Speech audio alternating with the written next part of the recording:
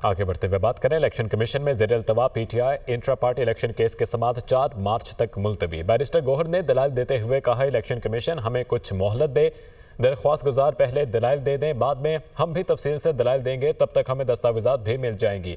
Akbar S Babar भी election commission में पेश हुए। इस हवाले से मजीद जानते हैं नुमाइंदा दुनिया न्यूज़ मरियम इलाही से। मरियम, आगाह कीजिएगा।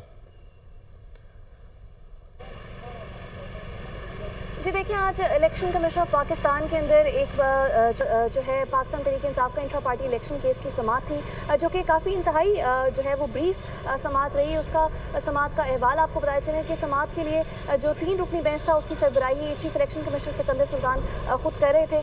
उसके साथ साथ जो है वो वहाँ पर पाकिस्तान तहरीक इंसाफ की जानिब से बैरिस्टर गौहर अली खान पेश हुए, अकबर एस बाबर भी पेश हुए।